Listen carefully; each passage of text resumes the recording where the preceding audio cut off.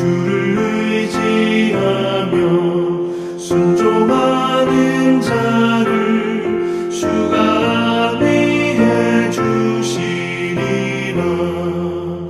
의지하고 순종하는 길은 예수 안에 즐겁고 복된 길이로다. 남의 짐을 지고 슬픔 위로하면 주가 상급을 주시겠네.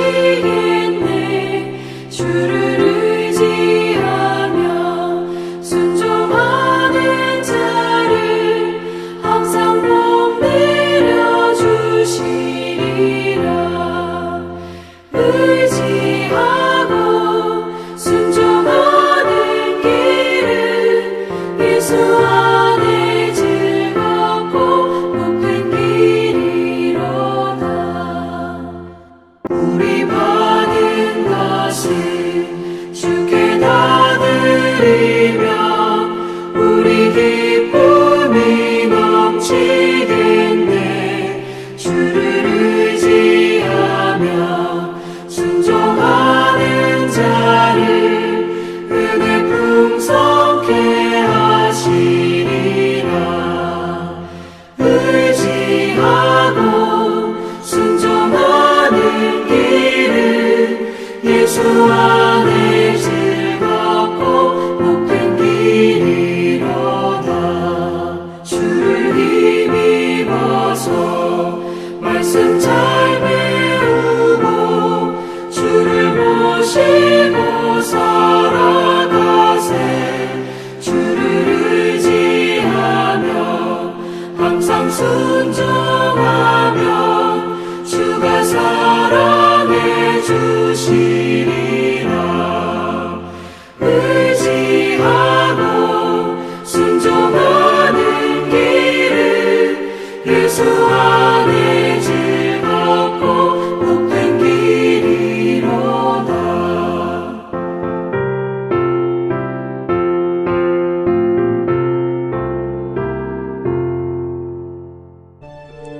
유다의 왕 아사랴 제52년에 르말랴의 아들 베가가 이스라엘 왕이 되어 사마리아에서 20년간 다스리며 여호와께서 보시기에 악을 행하여 이스라엘로 범죄하게 한 느밧의 아들 여로보암의 죄에서 떠나지 아니하였더라. 이스라엘 왕 베가 때 아수르 왕 디글랏 빌레셀이 와서 이온과 아벨벳 마가와 야노아와 게데스와 하솔과 길르앗과 갈릴리와 납달리 온 땅을 점령하고 그 백성을 사로잡아 아수르로 옮겼더라. 우시야의 아들 요담 제20년에 엘라의 아들 호세아가 반역하여 르말랴의 아들 베가를 쳐서 죽이고 대신하여 왕이 되니라. 베가의 남은 사적과 그가 행한 모든 일은 이스라엘 왕 역대지략에 기록되니라. 이스라엘의 왕 르말랴의 아들 베가 제2년에 유다 왕 우시야의 아들 요담이 왕이 되니 나이가 25세라. 예루살렘에서 16년간 다스리니라. 그의 어머니의 이름은 여루사라, 사독의 딸이더라.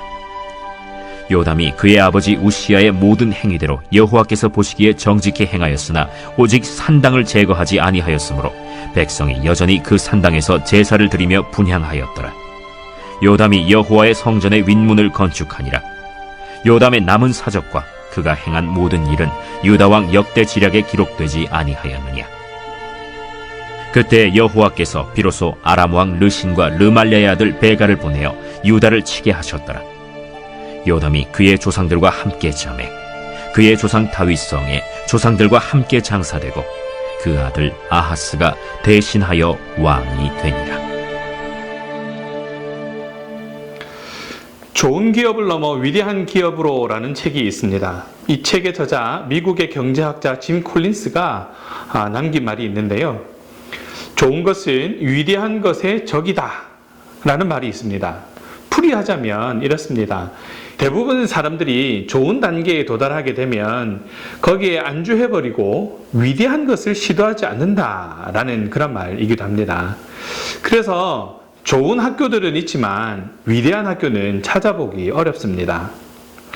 좋은 정부들은 존재할지 몰라도 위대한 정부는 찾아보기 어려운 것도 바로 여기에 있습니다. 오직 소수의 사람만이 위대한 삶을 살아갑니다. 왜냐하면 대부분의 사람들은 좋은 삶에서 안주하기 때문입니다. 놀라운 것은 이 콜린스가 발견한 이 사회 현상이 신앙생활에서도 적용된다는 점입니다. 대부분의 사람들이 좋은 성도로서의 삶에서 만족할 뿐이지 하나님의 말씀을 붙잡고 그 말씀대로 살아가는 위대한 그리스도인으로서의 삶을 살려고 하지 않는다는 것입니다. 세상이 보기에도 좋은 그리스도인들은 많지만 날마다 말씀에 비추어 자신을 돌아보고 또 하나님의 뜻에 합당한 삶을 살아가기 위해서 노력하는 사람들은 소수에 불과하다라는 것이죠. 왜냐하면 합당한 삶을 살기 위해서는 더 큰 노력과 희생이 필요하기 때문입니다. 오늘 본문에는 두 왕의 삶을 기록하고 있습니다. 바로 베가와 요담입니다. 베가는 북이스라엘의 왕으로 여전히 하나님을 떠나 신앙과 무관하게 살아갔습니다. 요담은 나름 하나님을 섬기기는 했지만 죄와 타협하면서 살아갔습니다. 먼저 북이스라엘 왕 베가의 삶을 한번 살펴보겠습니다. 그는 20년 동안 나라를 다스리면서 우상을 섬겼습니다. 거기에 하나님의 말씀을 버리며 여호와 보시기에 악한 일을 행하며 살았습니다. 그러자 하나님께서 아수르를 통해서 땅을 빼앗고 백성들을 잡아가게 하셨습니다. 결국 베가는 부하들에게 배신당하고 죽임을 당하게 됩니다. 그렇다면 요담의 삶은 어떠했을까요? 그래도 그는 나름 하나님을 섬긴 그런 사람이었습니다. 33절을 보시면 25세 왕이 되어서 16년간 통치했다고 나옵니다. 34절에는 그 행적에 대한 평가가 나오는데 다음과 같습니다. 요담이 그 부친 우시야의 모든 행위대로 여호와 보시기에 정직히 행하였으나, 요담은 오늘날로 말하면 기독교 가정에서 태어난 모태신앙을 얘기합니다. 아버지 어머니가 다 교회 다니는 집안이고 집안 대대로 여호와 하나님을 섬긴 그런 가문에 태어난 것이죠. 그러니까 신앙생활이 매우 익숙한 그런 사람이었습니다. 어린 시절부터 제사장들을 통해서 성경인물 이야기들도 많이 들었을 것이고 율법의 내용도 익숙할 만큼 많이 들었던 사람입니다. 그러니 그도 자연스럽게 왕이 되어서도 자기 아버지를 따라서 여호와 하나님을 섬길 수 있었던 것입니다. 그런 요담에게도 오점이 하나 있었습니다. 35절에 보시면 오직 산당을 제하지 아니하였으므로 라고 하고 있습니다. 요담은 산당을 남겨두었습니다. 이 산당이 의미하는 것은 은밀한 죄를 말합니다. 누구나 하나님은 믿지만 이것만은 버리기 어려운, 이것만큼은 절대 포기하지 못하는 그런 죄가 있기 마련입니다. 어떤 이들은 이 재물이라는 산당을 제거하지 못하고 육신의 정욕이나 성적인 유혹의 산당을 제거하지 못하기도 합니다. 또 어떤 사람들은 세상 즐거움이란 그런 산당과 세상 자랑이라는 산당을 버리지 못하기도 합니다. 하나님을 섬기기는 하는데 아직 온전히 하나님을 따르지 못하는 것, 그것을 의미하는 것이죠. 머리로는 버려야 한다는 걸 알고 내 신앙의 양심도 그만 버리라고 말하고 있는데 자꾸 버리지 못합니다.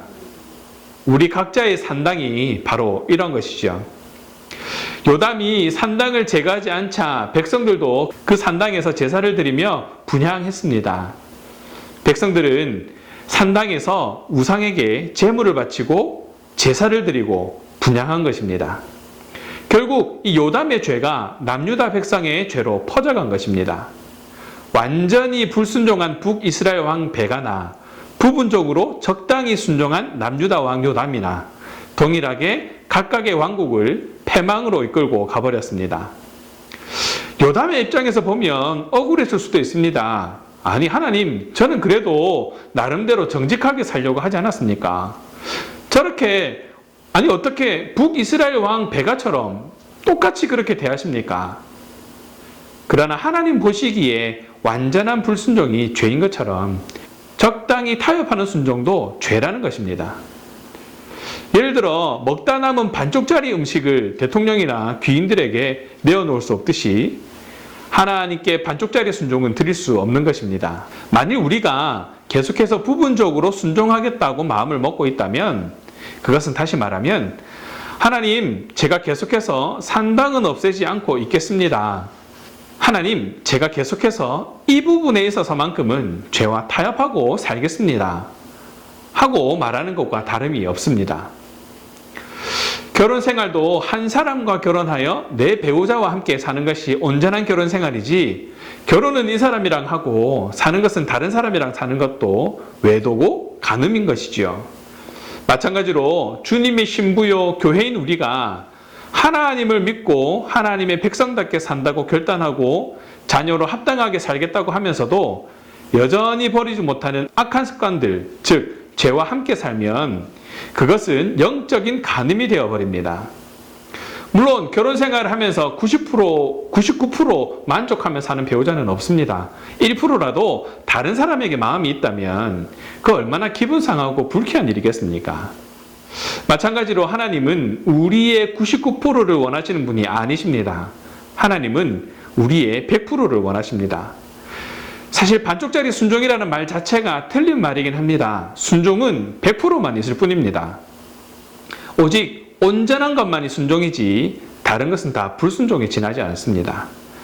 마태복음 5장 48절은 이렇게 얘기합니다. 하늘에 계신 너희 아버지의 온전하심과 같이 너희도 온전하라 라고 기록하고 있습니다.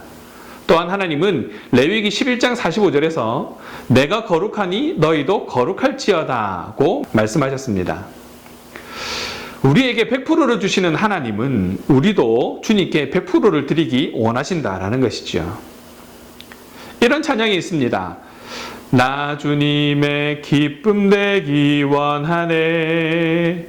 내 마음을 새롭게 하소서. 새 부대가 되게 하여 주사. 주님의 빛 비추게 하소서. 이 찬양에 이어지는 가사는 이렇습니다. 내가 원하는 한 가지 주님의 기쁨이 되는 것. 내가 원하는 한 가지 주님의 기쁨이 되는 것. 주님의 기쁨이 되는 것이 우리의 유일한 희망이 되시기를 바랍니다. 주님의 기쁨이 되는 것은 주님의 뜻에 합당한 삶을 사는 것을 말합니다. 주님의 뜻에 합당한 삶은 바로 순종하는 삶입니다. 순종하는 삶은 하나님의 다스리심을 인정하는 것으로부터 출발합니다. 내 노력과 내 의지는 하나님의 다스리심 그 다음에 따르는 것입니다. 뜻을 거스르지 않고 그 뜻을 이루어가기 위해 힘주시고 능력 주시는 그 하나님을 더 의지하는 삶을 살아가는 것을 말합니다. 7월을 마무리하는 마지막 주를 보내면서 다시 한번 우리 각자의 삶을 점검해 보시기 바랍니다. 그리고 하나님의 다스리심 안에 온전히 거하며 완전하신 주님을 따라 순종의 삶을 살아가는 그런 저와 여러분 되시기를 주님의 이름으로 축원합니다. 기도하겠습니다. 사랑의 하나님, 감사합니다. 7월을 마무리하면서 귀한 말씀으로 은혜를 누리게 하심 또한 감사드립니다. 순종이 제사보다 낫다는 것을 너무나 잘 알고 있지만 우리는 여전히 산당을 가지고 그것을 버리지 못한 죄의 습관 때문에 하나님의 기쁨이 되지 못하고 있음을 고백합니다. 그래도 이만큼은 하니까 라며 자족하지 않게 하시고 더욱 하나님께 가까이 가며 말씀으로 삶을 무장하는 그런 신앙인이 되게 하여 주시옵소서. 온전한 삶이 되길 원합니다. 늘 도우시고 채우시는 하나님의 인도하심에 반응하여 순종하는 삶으로 영광 돌리게 하시고 또 그로 말미암아 세상에 하나님의 이름을 온전히 드러내는 그런 삶이 될 수 있도록 인도하여 주시옵소서. 감사합니다 주님. 우리 주 예수 그리스도 이름으로 기도합니다. 아멘.